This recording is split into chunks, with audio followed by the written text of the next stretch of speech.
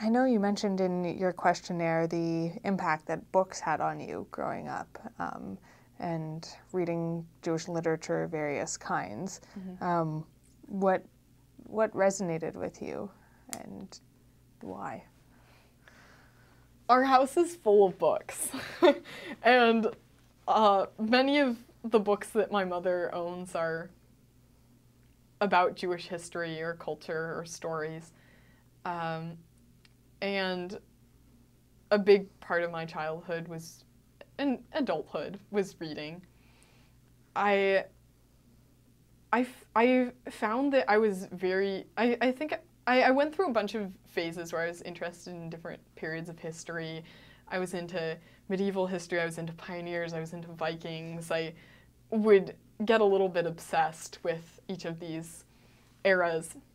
And when I got into Jewish history, around middle school, I think, it really stuck.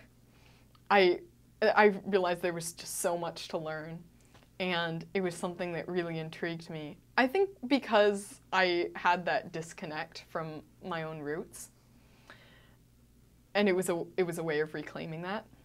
So a lot of stories that, in a way, were connected with my own family's story definitely resonated with me.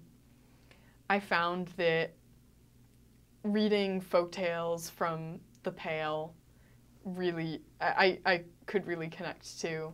I loved Herschel of Osterpol and the Helm stories. I loved, and I also came to love Sholem Aleichem, and especially the tendency of many Jewish stories to combine philosophy and wit with humor. I think that that's something that I would want to achieve in my own writing, to be able to weave together something a meaningful message with a hint of the bittersweet, along with entertainment and a good sense of humor. I'm not there yet, but I hope that someday I will be.